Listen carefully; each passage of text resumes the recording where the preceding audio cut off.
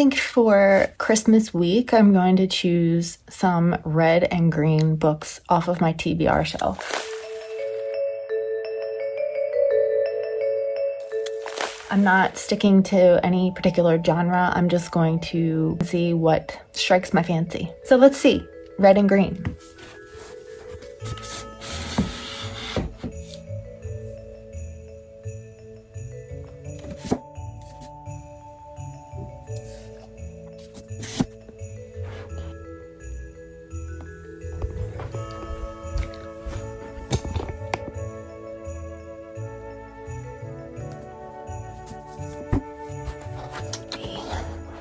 I feel like I have an ass load of red books, but not many green. Not many green. There's some that are like kind of green, but not really green. Or none that are what I want to read. Oh well, there is this, which I have read before, but when I was very young. Like it's been many years. So maybe, oh, there's that. And there is also the writing retreat. I think that will, okay, 2 green, maybe I'll choose 1 more red. And I'm not saying that I'm gonna read all these. These are like what I'm gonna choose from. I think maybe I'll just add Sleep Tight. So that's 4 books to choose from. I think that's a good selection. And then I can still mood read. You know, I can still pick which one is striking my fancy at that time.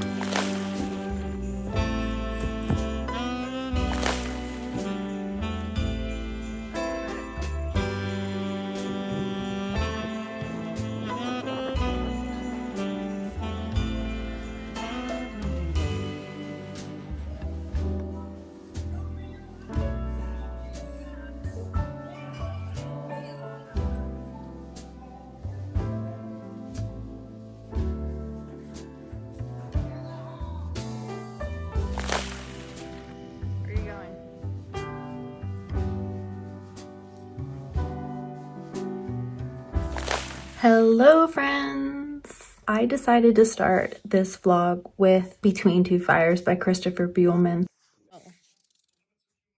I have heard several other booktubers rave about this book and say how fantastic it is, and so I'm excited to get into it. Not only that, but from what I understand, it is a mixture, a conglomeration, a little bit of horror, fantasy, and historical fiction. It takes place back in the 1300s during the plague. It follows several main characters, I believe.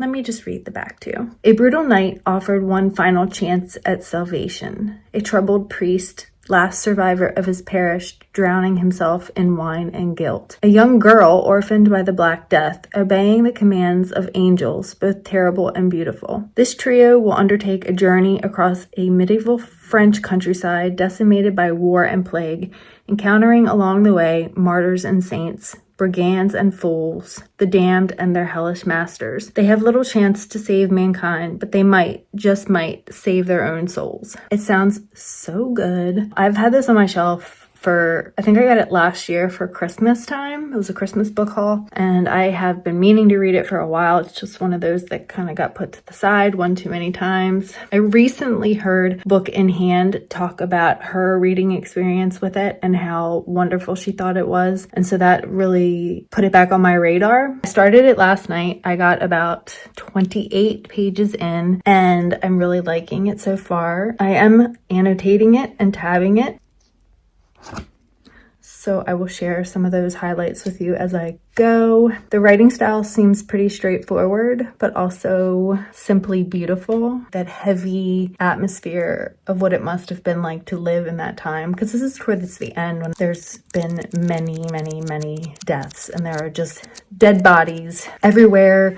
The stench of rotting corpses, starving animals, starving people doing desperate things to survive. That's where it starts off. And there is some talk about the fallen angels, the devil, and also God's angels in heaven. That's at the very beginning. I don't know. I don't feel like this one's going to take me too long to get through. It's only 434 pages. And if you can see, the letters on the page are pretty large.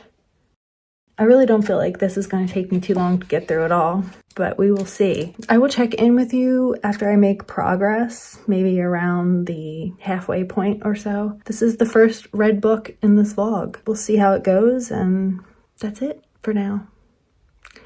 Bye.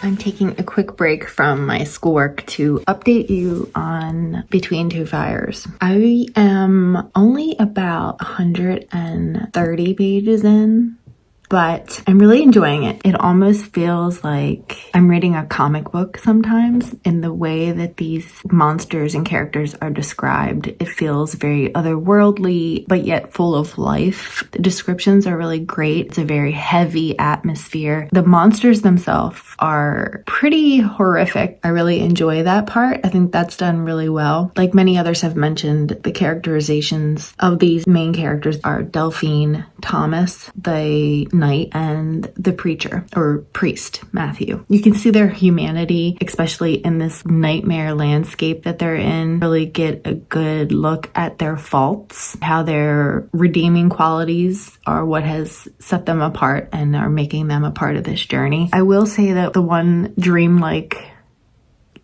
section that I read so far was pretty messed up. You can see the way he is inserting pieces of good or God and also pieces of the devil and evil. It's this battleground. I cannot imagine what it must have been like to live during this time, because about half of Europe's population died from this plague. I cannot imagine the absolute horror and turmoil that must have been living in that time. I think he does a really good job of expressing that and immersing and immersing the reader in that experience, as hard as it is to imagine. And he really brings to life the idea that this is the end of times, end of the world, so to speak. That's really good. I do feel at times as though I am at an arm's length from the characters and the experience. I would like a little bit more humanizing of them, I guess. I don't know. I almost feel like I can't relate to them, and I guess maybe that's to be expected.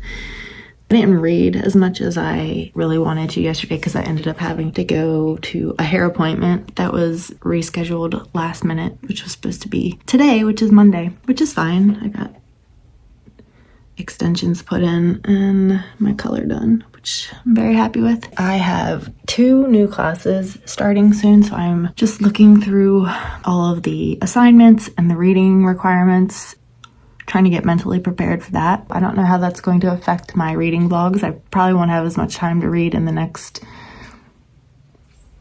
4 or 5 weeks as I really dig deep into these new classes. But it's Christmas week. It won't be all work and no play. There's going to be plenty of play. And there might even be, like I mentioned, a Christmas book haul, which I'm rather excited for. That's it. See you later. Bye.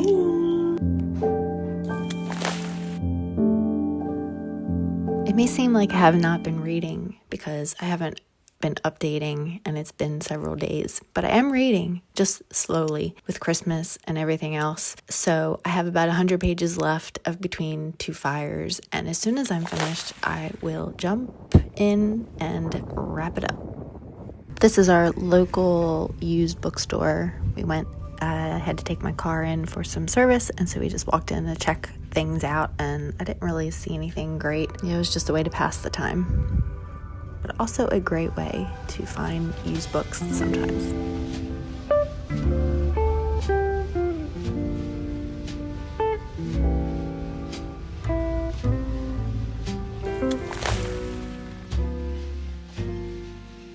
I really wanted this book to be a 5-star read for me, but it just didn't quite get there. I would have to rate it around like a 3.75. I never fully connected with these characters. I constantly felt like I was watching from above or from outside at a distance. And while I liked the characters, again, I just never felt fully invested in their journey. And so this is aptly named Between Two Fires, because fire is two things, right? It is destruction and it is rebirth. And that is exactly what happens in this story. There is multiple forms of destruction in the form of the plague, these monsters that are roaming the earth to wreak havoc and to bring about sin and chaos. The rebirth is flushing the earth of the abundance of sin and temptation. While they were a little bit outlandish at times, they almost felt plausible if you're thinking about hell on earth and what form that might take. I could see some of these things maybe being not realistic, but within the realm of believability. That was not a problem. Extraordinary creatures that just pop up at all times. The things that really stood out to me and that I found very vile and distinctively horrid were the fallen angels, these demons, and the forms that they took on earth and how they came and spread their evil. Some of that was pretty brutal and pretty descriptive. My main complaint was, like I said, just feeling like I was at arm's length. Like watching these characters from above, I didn't feel like I was a part of the story. I didn't feel invested. There were some parts that I read that I just was like, I didn't care. Like I wasn't like overcome by emotion at any point. It was entertaining, certainly. The writing was very easy and it moved really quick. For being 430 some pages, some of the pages barely had any words on them because it was a lot of dialogue. So yeah, I think this is a very accessible read with its fantastical elements being intriguing and unique and fun, and I had a very good time reading it. I had a little bit higher expectations than what I actually got. So yeah, I thought it was a solid read. It was a solid book. It was not bad by any means. I think it might be a good place for a newer fantasy reader to start. Anyway, if you are a fan of horror, if you're a fan of fantasy, if you are a fan of religious topics in your books, then this is definitely a winner. Yeah, I think it was a solid read. I wouldn't not recommend it. It wouldn't be top of the list of books that I recommend. But I think that's going to wrap up this Christmas week vlog, because with all of the holiday festivities and things like that, I really didn't read as much as I thought that I was going to. That's going to wrap up this vlog. I hope you enjoyed it, and I would love to know what you thought about Between Two Fires if you have read this. What were the things about it that you really loved, and what were things about it that you didn't like as much? Because I always like to hear other people's perspectives on books that are often talked about in a very positive way by many people, but then it's not obviously like one of those books that is just a 5-star all around, everybody loves it. I think that the reviews on Amazon and Goodreads are right around a 4.25. I'm sure that there are other people out there that have read this and have found faults within it, and so I would love to hear your perspectives, because I know I'm not alone, that this was not a perfect book. Something was missing, just a little bit. That's gonna wrap it up. I hope you enjoyed the vlog. I hope you had a great freaking holiday season, and I'll see you again soon. Bye.